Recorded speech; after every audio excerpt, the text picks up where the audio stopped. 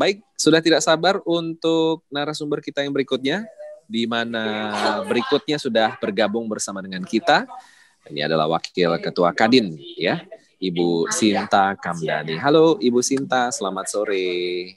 Selamat sore, Christian. Mantap, sehat ya Bu, senyumnya selalu luar biasa.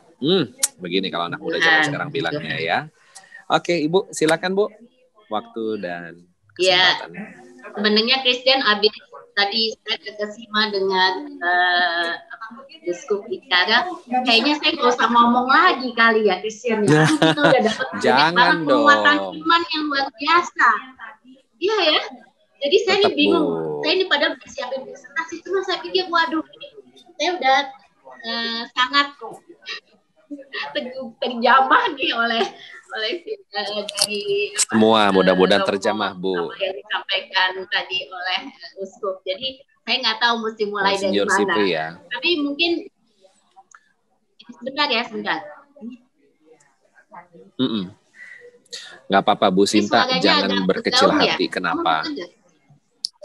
Suaranya bergaung. Suara saya kayaknya yang bermasalah nih. Kalau suara Ibu bagus banget Bu. Oke. Jadi mungkin Christian, saya mau mulai dulu tadi dari inspirasi yang disampaikan oleh Uskup ya. Kebetulan nih saya juga pada waktu menyiapkan mau berbicara hari ini, saya juga kemudian berdoa dan saya selalu mengingatkan saya bahwa sebenarnya siapa inspirator saya itu adalah memang Bunda Maria. Jadi buat saya selalu ingat Lukas 1:38 ya, yang mengatakan, Bunda Maria mengatakan bahwa ini hamba Tuhan, jadilah padaku menurut perkataanmu. Jadi sebenarnya seluruh kalau apapun yang terjadi selama masa-masa sulit ini, kita selalu yang ada di dalam benak kita adalah we need to surrender. Jadi kita mau menyerahkan diri. Apa sih Tuhan? Kita mau dipakai sebagai apa? Bagaimana? Saya kebetulan punya Tuhan doa Maria Bunda Pemersatu sudah Christian, dan kita berkumpul sekarang dari kita mulai 3-4 orang sekarang sudah hampir 200 orang pelayanan kami setiap minggu, dan memang dengan masa-masa COVID ini kita nggak bisa ketemu langsung, jadi semua ini hanya bisa dilakukan secara virtual. Tapi Bunda Maria itu memang selalu menjadi inspirasi kita bersama. Dan saya juga ingat, kalau saya boleh kutip, kemarin Roma juga mengatakan Yosua ya, 1-9 itu mengenai perkawinan di Kana, kalau kita ingat ceritanya, itu bagaimana Bunda Maria itu juga jadi penyelamat. Gitu. Jadi di sini saya melihat bahwa di dalam kondisi pandemi ini, sebenarnya panggilan saya adalah kita semua orang bisnis di dalam pandemi pasti terdampak.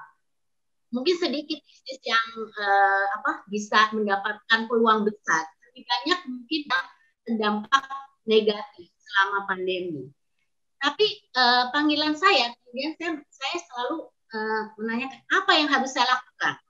Apakah saya harus fokus di bisnis saya untuk menyelamatkan bisnis saya?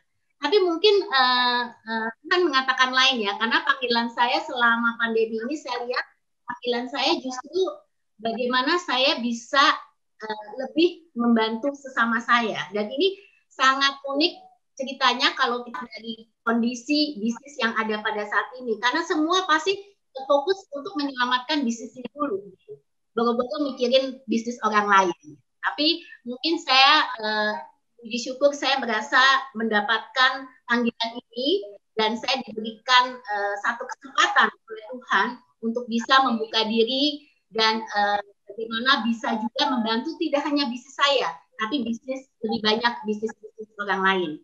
Jadi melalui Kadin, sebenarnya Kadin itu adalah payung dunia usaha, Christian. Jadi sebagai payung dunia usaha memang tugas kita ini adalah untuk bisa memfasilitasi usaha-usaha di bisnis-bisnis Indonesia, baik itu usaha UMKM, kecil menengah, sampai usaha besar.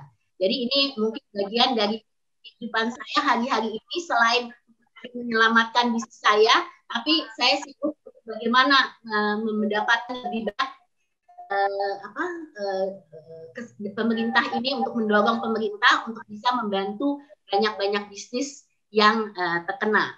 Nah, kita tahu sendiri COVID-19 ini ada 3 aspek ya yang paling kena, itu kesehatan, sosial, dan ekonomi. Kita nggak usah tahu, nggak usah ini bahwa memang banyak sekali, kalau dari segi kesehatan kita tahu sampai dengan hari ini berapa besar sudah masyarakat Indonesia yang terdampak COVID. Dari sosial, saya rasa juga itu terkena dari sisi usaha-usaha yang hancur, dan masyarakat bawah yang kemudian masuk ke angka kemiskinan, sehingga tidak mencukupi untuk memiliki kebutuhan dasarnya. Dan itulah kenapa pemerintah juga banyak memberikan bantuan-bantuan, baik itu bantuan sosial, insentif lain-lainnya. Nah, tapi mungkin saya mungkin hari ini akan fokus lebih banyak ke ekonomi. Dari segi ekonominya, memang semua pengusaha juga selama masa COVID juga banyak memberikan bantuan sosial, memberikan apakah itu alat-alat kesehatan, apakah itu bantuan-bantuan dari segi makanan minuman bagi masyarakat membutuhkan. Tapi mungkin saat ini pada kondisi ekonomi, dan sebenarnya gimana sih apa yang terjadi dan apa mungkin yang kita bisa expect di tahun depan. Jadi kalau boleh Christian, saya mulai dulu dengan konteks ini ya. Saya ada sedikit presentasi. Boleh. Jadi kita semua ketahui bahwa COVID-19 ini telah membawa dampak yang sangat besar bagi perekonomian dan bisnis. Jadi kalau kita lihat ada 2 jenis tekanan, yaitu market disruption dan regulatory disruption. Nah, kedua tekanan ini pada akhirnya akan saling mempengaruhi, sehingga beban pada pelaku bisnis, terutama bagi kita semua, ini menjadi semakin tinggi hingga mengancam ekosistem daripada perusahaannya. Jadi kalau kita lihat memang banyak sekali usaha yang sampai mungkin harus tutup dan segala macam, ini semua terdampak yang sangat signifikan selama COVID-19. Nah, pertama untuk kalau di demand shock ini kita ada demand shock dan supply shock. Jadi kondisi perubahan atau kehilangan permintaan secara mendadak, ya ini berakibat beberapa sektor perekonomian itu, terutama yang tersier seperti pariwisata, otomotif, realitas ini tiba-tiba kehilangan pasarnya. Di sisi supply juga demikian, tekanan pasar menyebabkan supply shock atau kelangkaan dari segi supply barang dan jasa secara tiba-tiba. Nah, tekanan kedua itu hubungannya lebih dengan kebijakan yang menciptakan regulatory disruption. Ini gangguan pada kinerja sektor bisnisnya. Ini terjadi karena kebijakan pemerintah. Misalnya kalau kita lihat ada kebijakan PSBB, itu sangat pengaruh sebenarnya kepada bisnis karena disrupsi kepada produksi dan operasional bisnisnya. Jadi kalau kita lihat ini disrupsi produksi dan gangguan produktivitas ini terjadi karena memang pembatasan pergerakan dan larangan juga orang untuk berkumpul di ruang publik. Kita juga melihat himbauan untuk work from home, dan ini tentu saja banyak mempengaruhi usaha-usaha. Nah, kalau kita lihat memang ini tadi sudah disampaikan juga oleh Pak Menteri, jadi memang banyak sekali yang terdampak. Kalau kita lihat ini, saya mau mulai dulu dengan pertumbuhan ekonomi Indonesia ya. Kalau kita lihat ekonomi Indonesia ini memang ada sedikit perbaikan dari kuartal kedua ke kuartal ketiga, tapi ini masih tumbuh negatif. Jadi kalau kita lihat memang saat ini masih negatif ya, di angka kuartal ketiga di 3,49. Nah, itu kemudian kalau kita lihat juga menurut pengeluaran, pertumbuhan ekonomi menurut pengeluaran, kita juga melihat bahwa di sini konsumsi pemerintah cuma satu-satunya yang ada perbaikan. Hampir sebagian besar itu semua negatif, baik dari kuartal kedua maupun walaupun ada perbaikan ya dari kuartal kedua dan kuartal ketiga. Ini juga kalau kita lihat dari pertumbuhan ekonomi spasial, kita lihat ini semua daerah hampir semua negatif.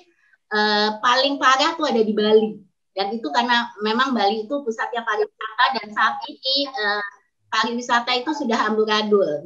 Kalau kita lihat hotel-hotel itu kemarin COVID hampir 2.000 hotel ada yang tutup. Ada yang bisa buka kembali, ada yang sudah tidak mungkin buka kembali. Jadi memang daerah-daerah di seluruh Indonesia ini terkena, tapi memang Bali yang paling parah. Nah, kalau kita lihat dari jenisnya kita juga lihat dari sektor-sektornya, sektor-sektor yang terkena itu sebelumnya, sorry ya. Dari sektor yang terkena sebelum ini, jadi kalau kita lihat dari sektor yang terkena itu memang di sini kita melihat hampir semua sektor itu terdampak negatif. Kecuali kalau kita lihat di sini ada beberapa yang positif yang tadi disampaikan, salah satunya memang Infocom, tapi juga ada pertanian, itu kesehatan, itu masih ada beberapa yang positif. Nah, kalau yang tadi disampaikan yang kita lihat adalah memang ini yang tadi disampaikan oleh Pak Menteri, yaitu pengangguran. Jadi pengangguran menjadi tantangan yang sangat besar. Saya nggak akan mengulang kembali, tapi itu 29 juta yang terkena dari segi selama COVID ini. Dan kita mesti lihat ya, dasar struktur ketenagakerjaan Indonesia ini juga sangat menarik karena di Indonesia ini sebenarnya yang bekerja fully di kuota sektor itu sangat tegas. Jadi 55% itu ada di informal sektor.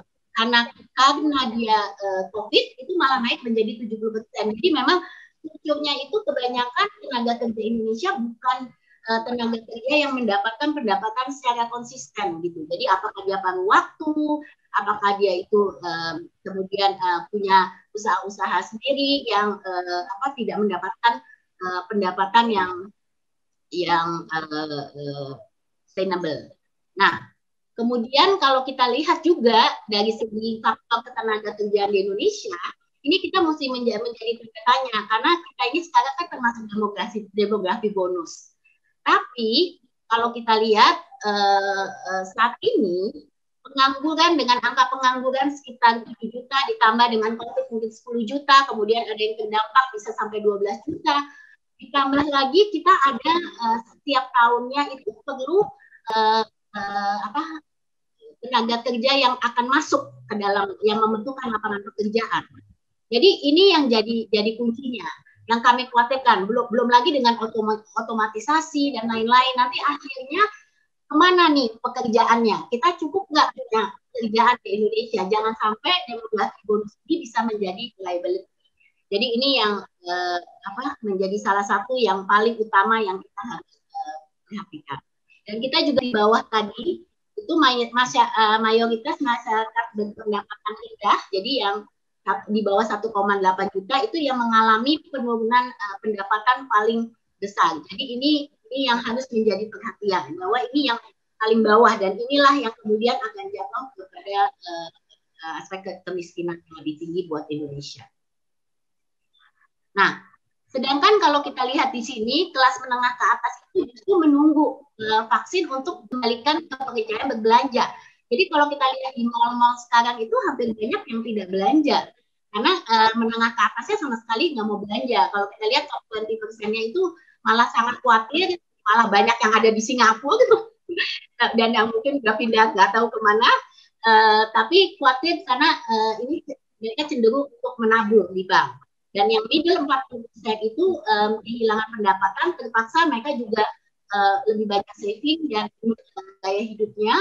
Serta yang bottom 40% ini yang banyak dibutuhkan bantuan langsung tunai, bansos, dan sembako. Nah, 2021 katanya akan jauh lebih baik, katanya. Jadi kita lihat semua negara akan punya ini yang positif, termasuk Indonesia akan kelihatan jauh lebih baik. Indonesia ditargetkan bisa sampai lebih dari 5% pertumbuhannya. Jadi ini yang dikatakan semua analisa di dunia ini dikatakan, oh don't worry, tahun depan itu pasti akan sangat baik pertumbuhan ekonomi di seluruh dunia, termasuk di Indonesia. Dan terutama di kawasan Asia Timur dan Pasifik ini yang paling kuat dan tercepat. Nah, kalau kami melihat game changer di tahun 2021 itu ada dua hal yang penting sebenarnya. Untuk para pelaku bisnis di sini, saya rasa kita semua sadar bahwa vaksinasi ini sangat-sangat kunci dan sangat-sangat penting.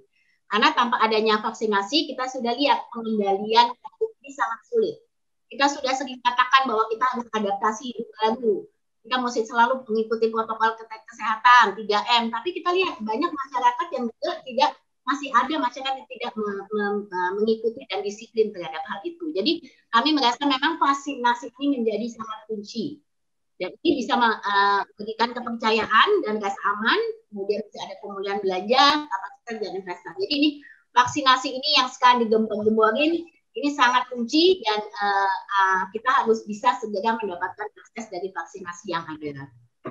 Kemudian yang kedua itu adalah Undang-Undang Cipta Kerja. Nah, saya tidak akan mendetailkan di sini, tapi actually Indonesia saat ini baru saja meratifikasi satu undang-undang yang sangat-sangat dinantikan, yaitu untuk mereformasi struktural. Indonesia ini kebanyakan peraturan, segala macam. Tadi ada yang nanya soal peraturan, soal izin, ya itulah Indonesia, kebanyakan peraturan dan izin. Dan tumpang tindih antara pusat dan daerah, sehingga ini yang menjadi sangat kendala buat kita bisa kemudahan kita berusaha di Indonesia.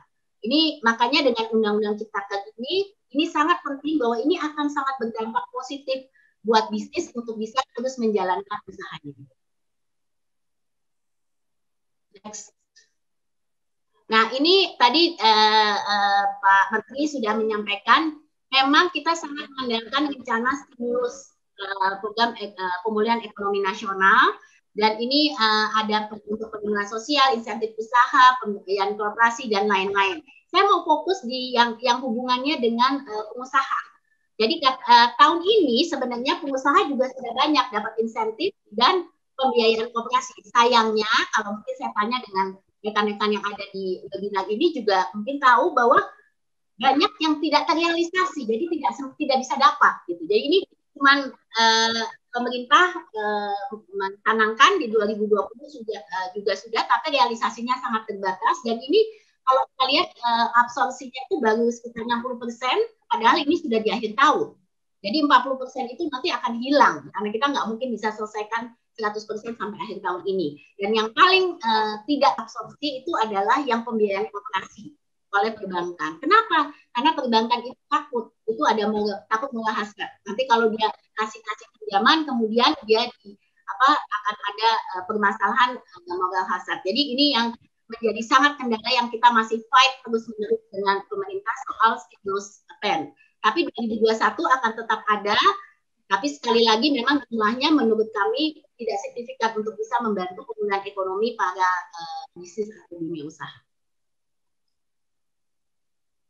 Nah, kemudian kalau kita melihat di sini, apa sebenarnya yang dibutuhkan untuk mencapai ekonomi yang kuat? Jadi ada 3 hal. Pertama adalah membangun jalan ekonomi baru melalui sektor-sektor potensial. Bapak Ibu sekalian, kita mungkin bisnisnya macam-macam. Saya ada bisnis hotel juga. Nah, apakah bisnis hotel can survive? Berapa lama bisa survive? Ya kan? Nah, ini menjadi kunci bahwa kita mesti juga melihat sektor-sektor yang potensial ke depan, seperti yang hubungannya dengan informasi teknologi, yang berhubungannya dengan kesehatan, yang hubungannya. Nah, ini hal-hal yang kita mesti pelajari. Jadi mendorong peningkatan juga daya saing melalui digital, inovasi, dan kewirausahaan. Ini saya rasa sangat penting, karena memang permasalahan Indonesia pada saat ini ada di daya saing dan competitiveness. Kemudian kita juga perlu membangun dan memperkabilitas ekonomi kita. Bagaimana kita bisa meningkatkan SDM kita. Saya bilang sekarang link and match kita ini susah. Apa yang keluar dari pendidikan nggak bisa diabsorpsi oleh industri, nggak cocok. Kita harus merubah banyak shift of job. Berarti pendidikan kita juga harus dirubah. Kita mesti lebih banyak yang disesuaikan dengan kebutuhan dari industrinya. Nah, ini yang menjadi permasalahan utama. Jadi meningkatkan juga produktivitas, karena kita bicara mengenai upah, mengenai ketenagaan, itu Indonesia ini yang utama ada di produktivitas gitu. Jadi upahnya masih termasuk salah satu yang cukup tinggi dibandingkan dengan negara tetangga kita, tapi produktivitas kita sangat rendah. Kemudian juga meningkatkan kualitas kelembagaan sektor publik. Saya rasa tadi ada Bapak yang menyampaikan reformasi birokrasi itu kuncinya. Jadi semua apapun yang dilakukan, kalau reformasi birokrasi yang nggak jalan, akan sangat sulit buat kita bisa berterus bisnis di Indonesia. Kemudian ketiga adalah membangun ketahanan ekonomi sosial. Nah ini membangun ketahanan ini ke dalam struktur ekonomi baik real maupun keuangan besar ya.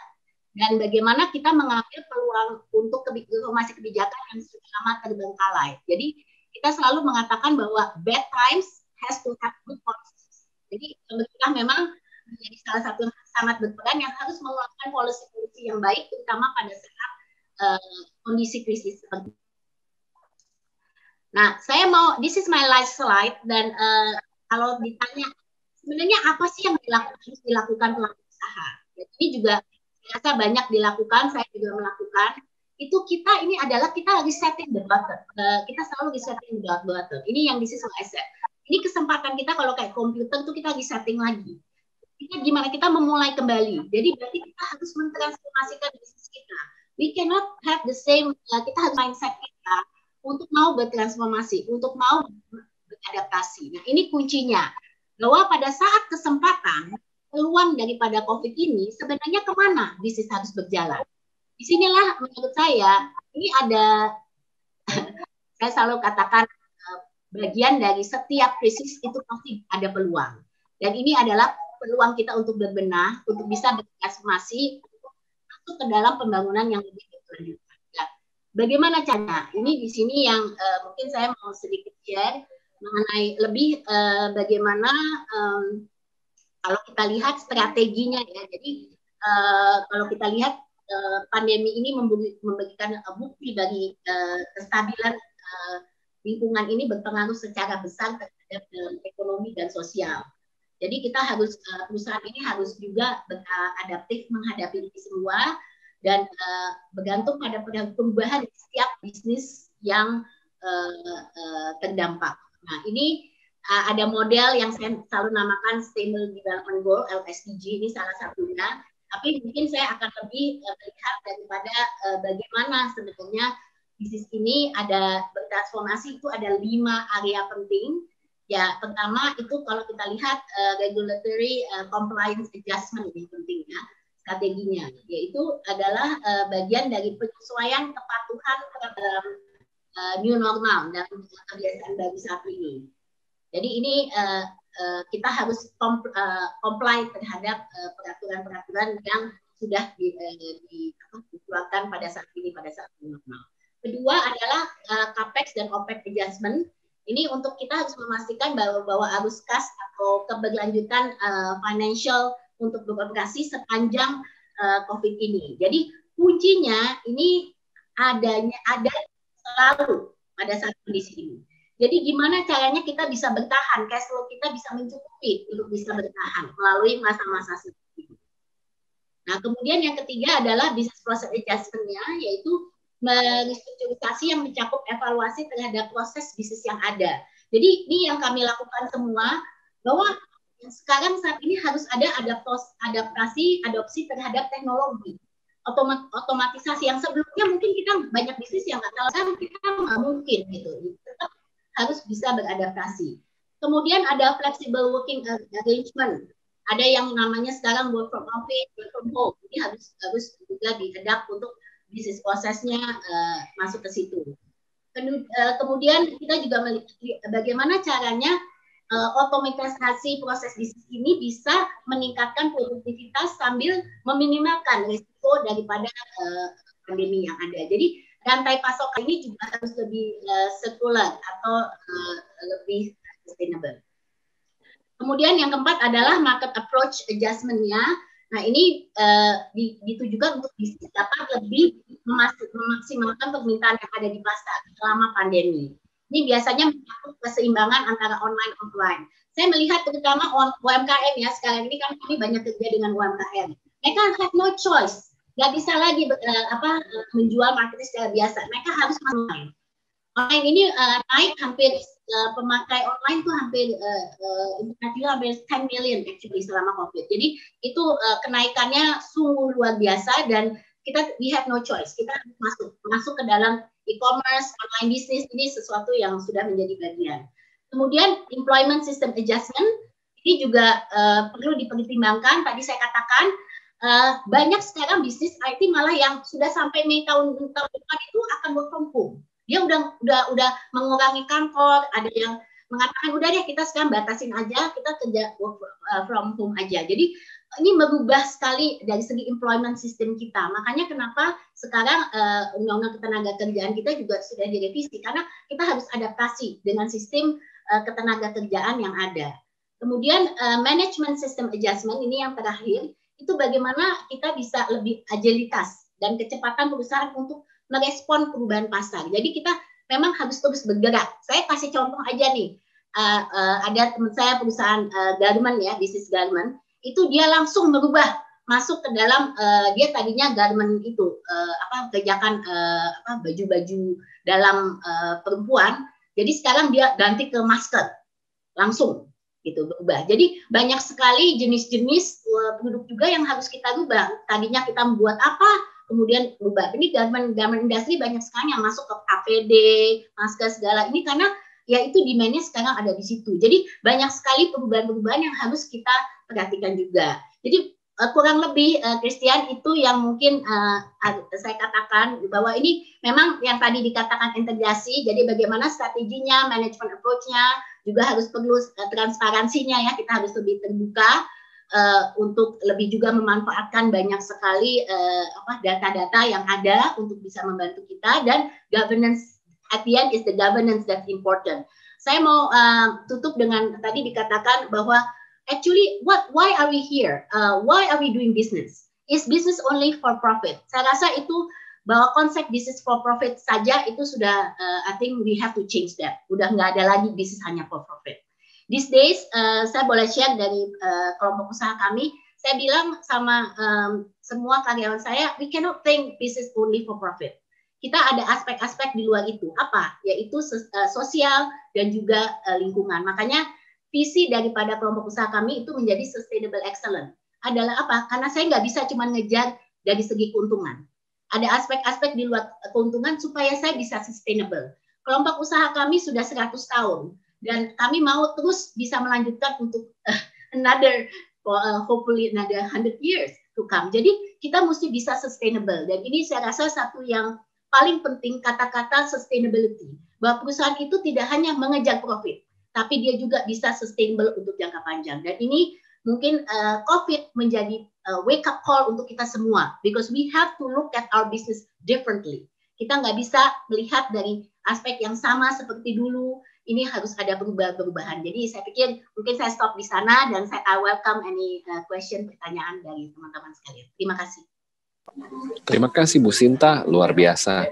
Ini Bu Sinta kalau saya bilang nggak lengkap nggak ada Bu Sinta. Kenapa? Menu makanan aja 4 sehat 5 sempurna. Bu Sinta yang melengkapi. Jadi luar biasa, data-datanya begitu detail ya. Langsung buktinya ada pertanyaan nih. Ada pertanyaan Bu Sinta. Bu, apa sih kendala terbesar yang dihadapin oleh Syntesa Group selama pandemi yang Ibu pimpin? Ada pengalaman imannya nggak? Gitu. Silakan Bu. Jadi terima kasih. Jadi tadi saya mulai dengan mengatakan bahwa sebenarnya saya harus memang menyelamatkan perusahaan saya juga ya. Tapi saat ini beyond daripada perusahaan, saya juga harus melihat bagaimana panggilan saya untuk melihat bisnis secara menyeluruh di Indonesia. Jadi kita tidak hanya melihat Syntesa Group sebagai Syntesa Group, tapi lebih saya selalu katakan Indonesia Incorporated. What will be Indonesia Incorporated? Tapi saya akan mulai dengan Syntesa Group. Jadi bagi kami, usaha kami kebetulan itu, saya ini running Syntesa Group. Saya anak tertua, jadi ayah saya tuh nggak punya anak laki gitu. Jadi no choice untuk meneruskan bisnis keluarga. Ya saya kemudian ditapuk dari kecil. Memang saya sudah bergelut untuk selalu bekerja di bisnis keluarga. Nah di dalam Syntesa Group tuh ayah saya tadinya mulai dengan kakek saya 100 tahun lalu kakek saya tuh mulai bisnis karet. Terus ayah saya mulai bisnis trading ya. Nah, yang menarik sebenarnya yang dilihat transformasi daripada Syntesa Group sendiri. Jadi waktu saya ambil alih Syntesa Group itu sekitar tahun 9, saya mulai bekerja sih sudah sebelum itu ya, dari tahun 1989, tapi saya mulai mengambil alih kepemimpinan di 1999. Dan di situ saya melihat bahwa memang sebuah bisnis keluarga itu sangat rapuh kalau semua sentral keputusan itu ada di pemegang saham. Karena semua bisnis keluarga itu kebanyakan seperti itu. Jadi pemegang saham yang running the business, karena dia yang mulai, dia running di bisnis, dia yang kerjakan. Jadi saya sangat percaya bahwa there has to be a big transformation pada waktu itu, yaitu dengan lebih mengedepankan yang namanya professional management. Jadi there was actually a big transformation for us in 1999. Karena pada waktu itu saya bertransformasi dari sebuah bisnis keluarga biasa menjadi lebih professional management. Jadi pada waktu itu saya mengambil alih, saya juga membawa banyak sekali rekan-rekan dari multinasional, dari bisnis lain. Jadi I had a completely culture shock, shakedown, saya katakan culture shakedown. Karena pada waktu ayah saya running bisnis ini was very very different gitu. Tapi pada waktu itu saya datang ke ayah saya dan saya membabarkan semua visi, misi maupun bisnis plan yang saya sampaikan ke depan, dan itu memang kalau sekarang saya bisa ketawa, tapi pada waktu itu argumentasi yang sangat luar biasa dengan ayah saya, tapi akhirnya basically we were able to do that. And the process was a long time karena culture shakedown ini itu tidak mudah, apalagi kita banyak sekali orang-orang lama yang sudah ada di organisasi, so it takes time. Kenapa saya mau ngomong itu sedikit di sana? Karena pada waktu itu juga waktu crisis 1999 kalau remember ya, pada waktu itu kita ada riot 98, kemudian ada crisis 99. Jadi actually I took over juga dalam kondisi yang tidak begitu mudah gitu. Nah, kalau dikaitkan dengan sekarang, saya merasa itu mungkin suatu blessings ya dari Tuhan untuk kami, untuk keluarga. Kenapa? Karena sekarang saya melihat dalam menghadapi COVID ini, kami sudah fundamental kami sangat kuat karena kami berisi dengan semua profesional yang juga sudah siap gitu. Jadi kami sudah membangun resiliensi. Nah, contohnya apa? Misalnya sekarang kita ada bisnis hotel. Hotel kita tuh semua sudah tutup basically kita hotel bisnis sekarang nggak gampang. Ini sekarang baru mau mulai buka-buka lah, tapi okupansinya rendah sekali, hampir tidak ada gitu ya. Nah, ini yang saya melihat bahwa it was a very very tough decision. Dan sekarang kalau kita hadapi COVID sekarang, karena pada waktu itu kami sudah mendiversifikasikan usaha kami, jadi kami tidak hanya di satu bidang yaitu di trading side gitu ya. Jadi kita juga sekarang sudah ada sudah lebih ada keseimbangan gitu dari jenis bisnis yang ada. Nah, kenapa saya mau masukkan dari segi keimanan? Jadi pada waktu tahun 99, waktu saya mengubah ini semua, ini sebenarnya buat saya adalah actually a turning point in my life and my personal life. Kalau orang selalu bilang itu kalau kamu jadi anak orang yang udah sukses itu gampang ya, kamu ini anak orang pengusaha udah sukses, kamu jalanin aja enak kan, kamu tinggal ngikutin aja, nggak usah kenapa buat susah, nanti kamu hati-hati loh, kamu mau ubah-ubah segala malah gagal, kamu loh yang kena gitu ya. Jadi saya itu selama bertahun-tahun bekerja itu selalu di bawah belakang bayang-bayang ayah saya yang mengatakan bahwa hey, you know, saya bukan Sinta nih, saya anaknya Joni Wijaya nih, ayah saya gitu ya. Jadi saya terbiasa mengikuti gitu. Tapi nggak tahu gimana ya, pada waktu itu di tahun 98 saya tuh dapat panggilan pada waktu itu, dan ini saya pernah cerita di salah satu forum juga bahwa waktu itu panggilan saya yang mendorong saya atau memberanikan saya untuk you have to be your own person gitu. You have to find your own identity. You go and search your journey to find your own identity. Somehow begitu gitu. Jadi itu di tahun 98 pada waktu ada riot. pada waktu itu banyak sekali bisnis yang seperti diketahui juga terdampak karena May Riot di 98. Dan waktu itu saya mulai dengan beberapa teman-teman untuk membantu bisnis-bisnis yang kemudian kita bangkitkan kembali gitu. Bisnis yang hancur kita bangkitkan kembali. Jadi mungkin banyak orang memberikan kebutuhan-kebutuhan dasar, yes. Tapi kalau kami pada waktu itu yang saya mobilisasi adalah saya kasih kailnya. Saya kasih modal, saya kasih bantuan pembimbingan supaya bisnis-bisnis mereka ini bisa bangkit kembali. Jadi saya ngeliat dari kacamata itu. Nah, dari situ adalah panggilan saya mengatakan, if I can do this for other people, I have to be able to have, saya juga mesti brave enough to do it to my own business gitu. Jadi itu mungkin yang membuat saya untuk mendorong saya untuk mengatakan, hey, I want to be able to, I have to be able to do it in my own context gitu. Jadi disitulah kemudian satu turning point di dalam hidup saya, di mana saya percaya bahwa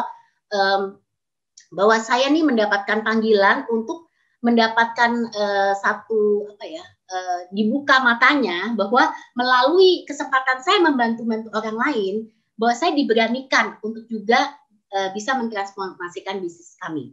Nah, dengan adanya COVID-19 ini, walaupun saya katakan tadi, bisnis kami juga pasti ada yang terdampak, nggak mungkin nggak terdampak. Tapi saya melihat bahwa fundamental kami sudah lebih kuat. Dan karena tadi itu culture shock dan tadi, Christian, culture shock dan itu memberikan employee saya atau karyawan saya itu mengerti apa culture kita. Kan kita kan ada values-nya ya, jadi ada 4, ada empowerment, entrepreneurship, ada ada excellence dan empathy. Nah, entrepreneurship is a big part of our values. Jadi sekarang karyawan saya banyak yang merasa pikir, hey, this is our own business too. Walaupun mereka bekerja buat perusahaan saya, but they are an entrepreneur within our organization. Jadi sikap mereka terhadap menghadapi COVID itu berbeda sama orang yang kalau karyawan biasa kemudian melihatnya, oke deh saya kerja ini perusahaan saya kena dampak, oke deh, gimana nih memprotek diri saya dulu. Jadi dalam konsep awal adalah pemikiran mereka tidak hanya buat mereka masing-masing, tapi untuk perusahaan, because they are owner, they are an entrepreneur within our organization. Itu membuat make such a difference di dalam kita bisa keluar daripada tantangan-tantangan yang kita hadapi saat ini di COVID. Dan itu adalah saya rasa mindset ya untuk kita semua. Dan buat saya particularly, kenapa yang saya katakan tadi bahwa dari segi iman, saya merasa bahwa Tuhan mau pakai saya tidak hanya sekedar untuk bisnis saya. Tuhan mau pakai saya untuk bisa membantu bisnis-bisnis orang lain juga. Jadi saya mendapatkan kesempatan di Kadin. Saya ini terus terang saya selalu dikatakan ini saya triple minority. Karena saya perempuan, saya ini Chinese, dan saya ini non-Muslim. Jadi kemudian jadi kepemimpinan di Kadin itu kayaknya orang nggak menada gitu ya. Kadin itu dominasi laki-laki to begin with. At one point I was like kind of one of first female leader di Kadin. Jadi benar-benar it's like buat saya ini Tuhan kasih saya jalan gitu. Hey, do something with your your capacity gitu. Jangan cuma mikirkan diri saya sendiri. Dan ini mungkin buat saya this whole COVID adalah buat saya sendiri. Saya semakin merasa bagaimana ya caranya supaya I can be less selfish. Bahwa saya tidak less memikirkan kepentingan saya, tapi lebih banyak untuk melihat berdampak dengan kepentingan orang lain. Jadi itu yang saya mungkin kekuatan saya, baik di dalam within organization maupun di luar organisasi adalah kekuatan iman saya di situ. Bahwa saya bisa menjadi perpanjangan Tuhan untuk bisa lebih banyak membantu. Makanya saya selalu katakan, selama ini saya selalu mengatakan saya ini I'm a fixer and I'm a mobilizer. Jadi saya ini kerjaannya untuk bantuin urusan orang-orang yang sedang ada masalah bisnis ya, gitu ya, yang kecil-kecil urusan sama pemerintah, mesti urusan ini menjembatani. Kemudian I mobilize bahwa di dalam effort yang kita lakukan itu kita nggak bisa sendiri. Itu tadi dikatakan betul solidaritas itu yang utama. Jadi gimana saya bisa mendorong lebih banyak teman-teman pengusaha untuk bersama-sama juga melakukan sesuatu. Dan ini saya katakan Indonesia Incorporated. It's no longer about our own business saja, tapi it's about the whole Indonesia business. Oke, Menarik sekali, makanya saya bilang 4 sehat 5 sempurna, Ibu Sinta Kamdani. Itu adalah apa peran pengusaha di saat pandemi saat ini. Dan next step-nya adalah setelah pandemi ini berlalu, what's next?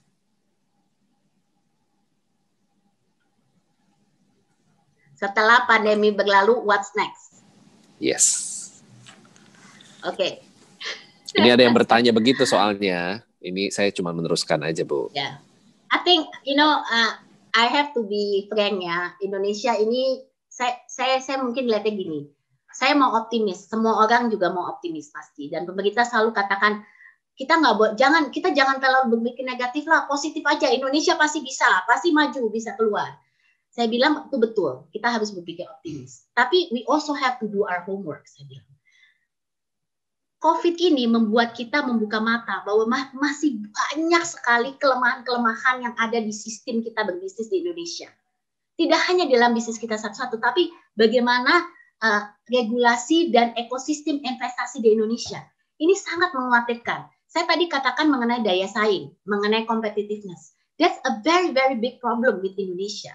Jadi ini menurut saya kita tuh jalan kita masih panjang gitu. Kita harus perbaiki dasar-dasar yang saat ini selalu mengganggu kita. Dan ini sulitnya karena kepentingan-kepentingan ini sangat teguh dengan politik ya. Jadi saya lihat di dalam COVID, saya nggak tahu ada yang baca nggak kemarin, bansos aja ada yang dikorupsikan. Bayangin aja bansos, bantuan sosial gitu ya.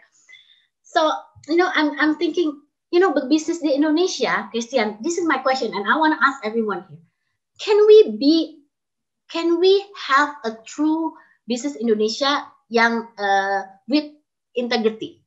Saya selalu ditanya, can you be the integrity leader in Indonesia? Apakah benar bisnis Indonesia bisa straight? Kayaknya yang kecil-kecil aja harus selalu ada minta ini, yang disuruh kasih ini, kalau untuk dapat izin aja perlu ini itu. Nah, jadi saya selalu menjadi pertanyaan saya, can we be? Kalau kita secara iman kita mengatakan, we have to do berdasarkan iman kita tadi. Ya, we know that we cannot do bad things, right? This has to be straight. Nah, pertanyaan saya, apakah Indonesia bisa membantu kita? Apakah Indonesia adalah satu negara yang bisa membuat kita untuk bisa bekerja secara straight? Because a lot of people, a lot of us sitting here will ask that, of course we want that. Kita juga nggak mau main-main korupsi segala macam. Kita udah lihat ini ditangkap KPK berapa banyak. We don't want to be in that direction. But is the government helping us to be in that direction? Itu yang pertanyaan saya ya. Karena di Indonesia ini susah sekali untuk berbisnis secara lurus. Itu tidak mudah. Tidak mudah untuk bisnis secara lurus. Saya mau kasih contoh. Saya ini ada bisnis geothermal nih di Banten ya. Ini udah siap untuk drilling, kita udah siap untuk investasi, semua sudah siap. Masyarakat Banten tidak bisa menerima. Dia bilang geothermal ini bad untuk lingkungan, padahal ini renewable ya, energi terbarukan. Tapi yang saya paling sedih adalah katakan geothermal itu tidak bisa untuk agama Islam, tidak boleh. Agama Islam tidak boleh ada bisnis geothermal. Padahal di Saudi Arabia itu 17.000 lebih 17.000 gigawatt untuk geothermal di Saudi Arabia. Jadi pertanyaannya di sini alasan-alasan yang kemudian membuat kita harus mencari jalan-jalan lain untuk bisa bisnis kita bisa maju. Nah ini yang I think ke depan saya benar-benar tergugah terjamah gimana ya caranya ya untuk kita nih bisa benar-benar merubah paradigma bahwa di Indonesia ini kita bisa kok berbisnis secara lurus. Kita bisa kok menjadi bisnis yang besar, tapi berbisnis dengan integriti yang tinggi. Nah ini yang mungkin challenge sekaligus menjadi dorongan saya.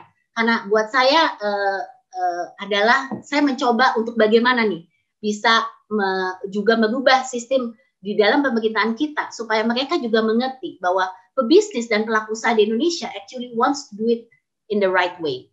Itu satu.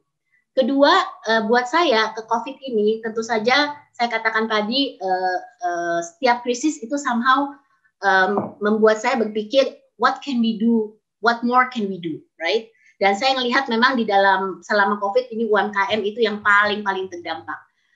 dia adalah penopang ekonomi Indonesia sebenarnya, tapi yang terdampak itu luar biasa. Sekarang pemerintah kasih mereka stimulus pinjaman, itu bentar lagi juga hilang. Kenapa? Karena habis lah. Karena kalau yang dilihat cuma kasih duitnya doang, itu nggak akan membantu.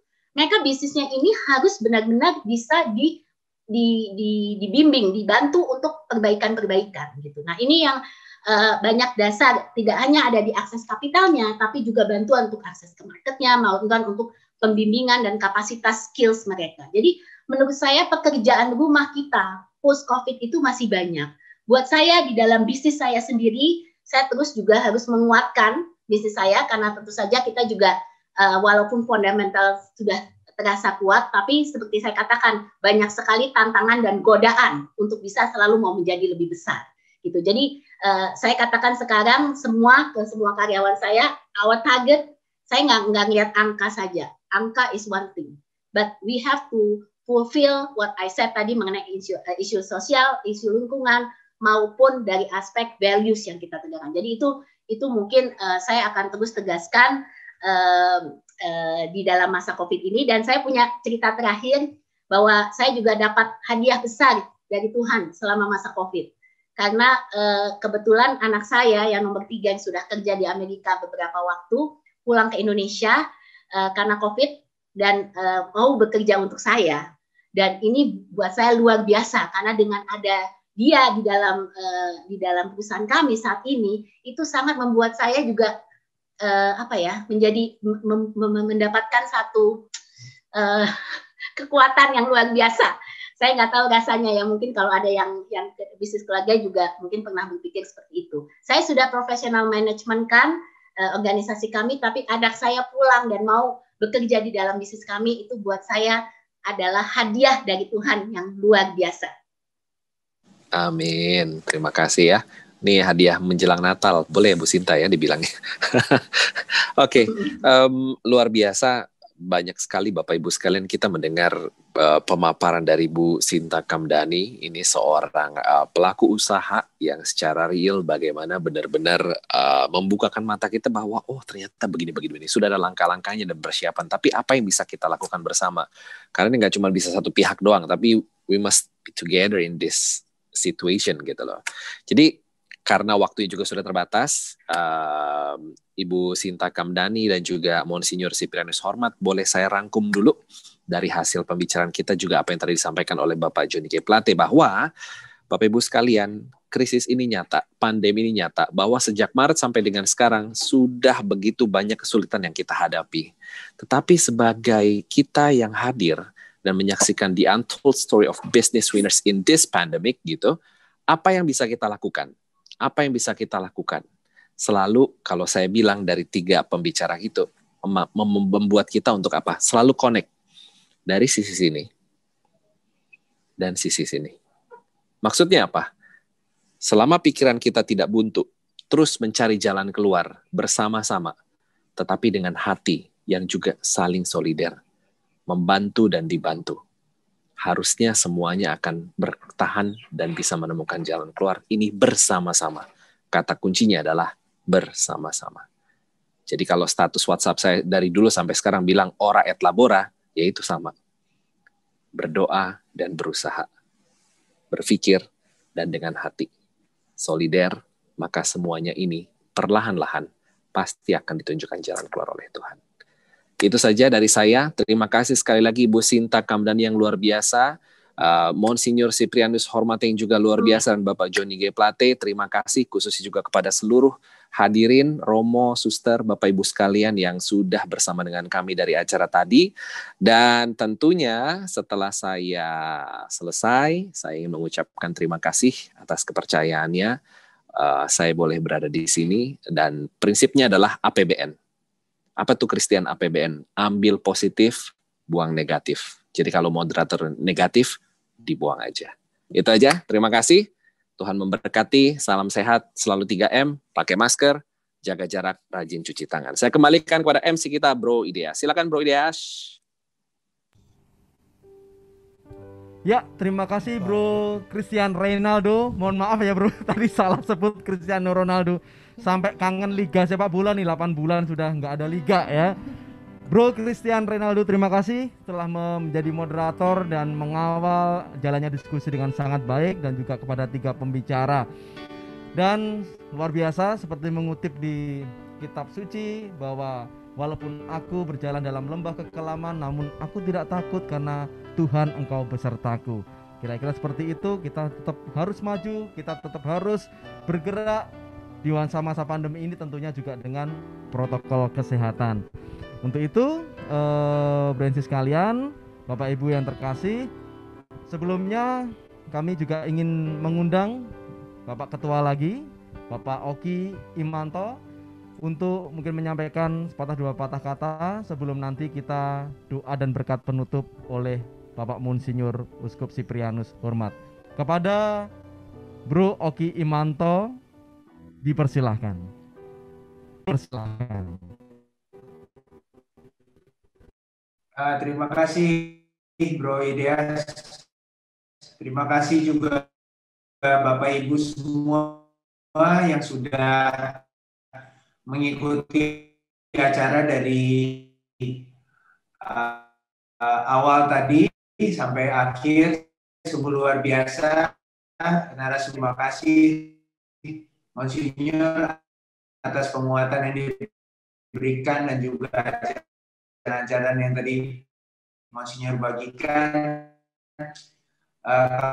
Kami juga ucapkan terima kasih kepada Pak Johnny G. Plate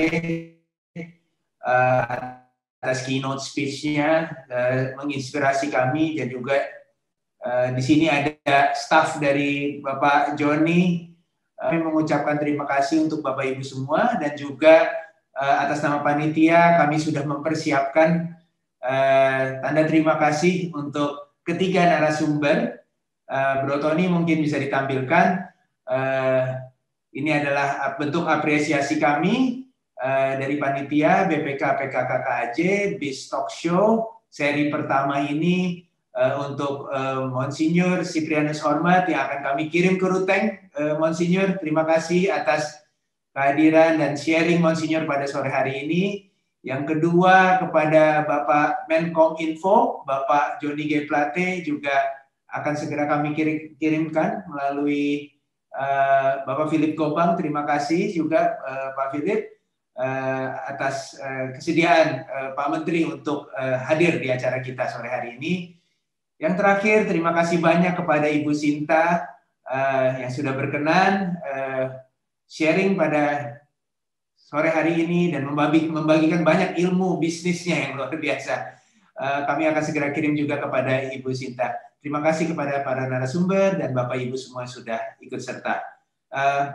Nanti juga ada pengumuman dari MC. Acara ini akan berlanjut tanggal 9 Januari nanti. Saya kembalikan ini ke Bro Ideas. Silakan Bro Ideas.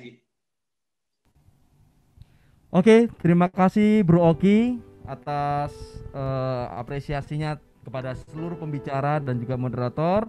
Dan sekali lagi kita sungguh sangat bersyukur atas berjalannya webinar ini, dan tentunya karena dukungan dari PT Datascript, PT Indo Premier, PT Games, dari Magna Furniture, dari Batik Parang Kencana, dan juga dari PT Primaco. Terima kasih kami ucapkan untuk seluruh sponsor, setiap pihak yang telah mendukung berjalannya webinar ini. Dan Bro Ensis sekalian, apabila Bro Ensis ingin mendownload buku acara webinar pada sore hari ini, ya, dari panitia menyediakan buku acara yang bisa di-download dari barcode maupun yang disampaikan oleh admin di chat room. Ya, nanti akan ada link di mana Bro Ensis sekalian bisa mendownload buku acara webinar pada sore hari ini.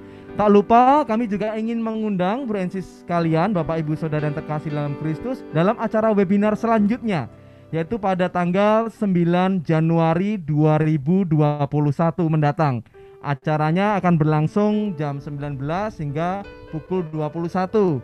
Pastikan Bapak Ibu sudah mendapatkan seatnya untuk bisa mengikuti di acara berikutnya. Pembicaranya sangat luar biasa. Ada dari Vatikan, juga ada dari Amerika. Siapa pembicaranya? Kita ikuti nanti promo-promo dan informasi-informasi berikutnya.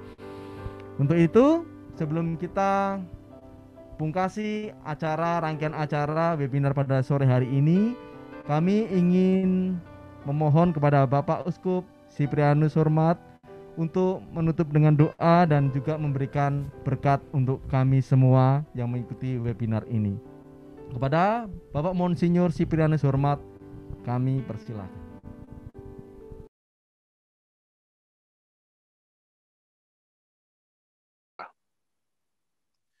Dalam nama Bapa, Putra, dan Roh Kudus. Amin. Tuhan Allah Bapa yang Maha Baik, kami boleh bersyukur kepadamu pada sore malam hari ini. Kami boleh menerima kesempatan yang sangat berhikmat. Kami boleh berkumpul bersama-sama berbicara tentang apa yang terjadi di muka bumi ini, tapi terutama terjadi pada diri kami masing-masing.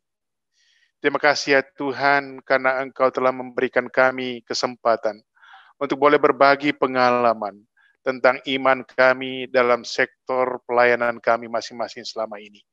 Pak Menteri yang telah Kau beri mandat untuk melayani bangsa dan tanah air kami melalui Departemen Komunikasi dan Informasi.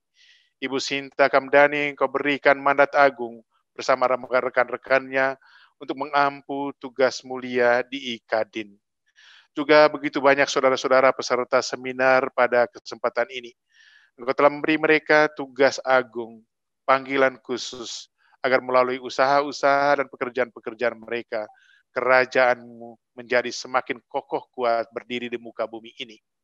Juga kami bersyukur ya Tuhan, karena dalam situasi COVID seperti ini, ternyata Engkau memberikan kami ruang kesadaran iman, bahwa kapal kami tidak bakal karam, kehidupan kami tidak akan berantakan, karena kami percaya Engkau adalah nahkoda yang akan mengarahkan perjalanan hidup kami, walaupun badai yang menantang kehidupan kami, tetapi berkat dan kekuatan kuasa-Mu akan menyertai kami sekalian.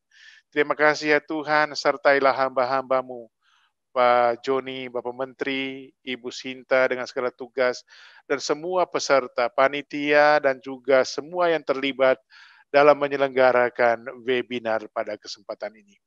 Akhirnya ya Tuhan, kami mohon berkat-Mu bagi mereka sekalian, bagi pekerjaan-pekerjaan mereka selanjutnya, bagi keluarga-keluarga mereka. Maka semoga saudara-saudaraku sekalian diberkati oleh Allah yang Maha Kuasa, dalam nama Bapa, Putra, dan Roh Kudus. Amin. Damai Tuhan bersamamu selalu. Amin.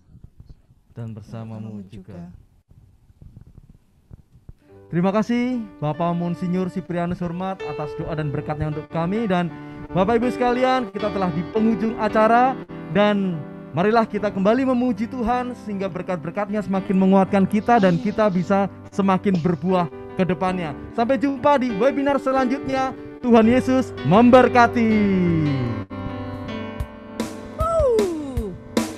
Mari kita sambut tahun 2021 dengan berkat dari Tuhan. Indonesia diberkati, keluarga kita diberkati, semua diberkati. Amin.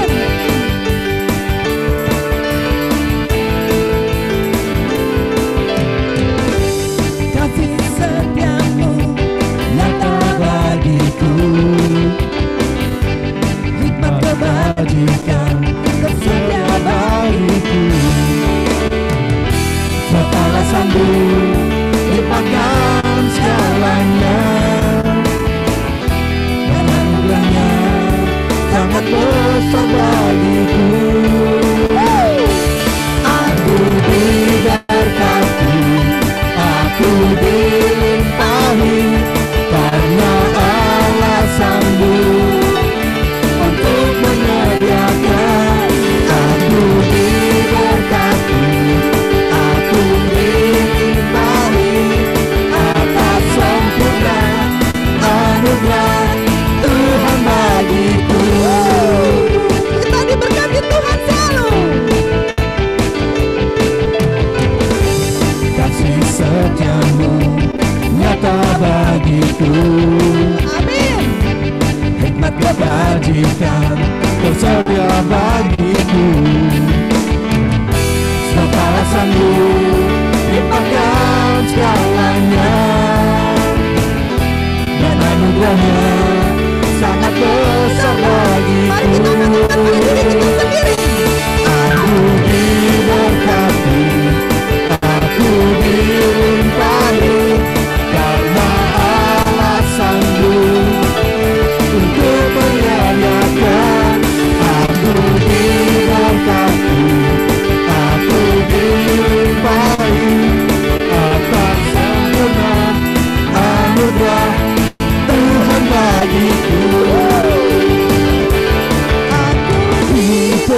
hati, aku di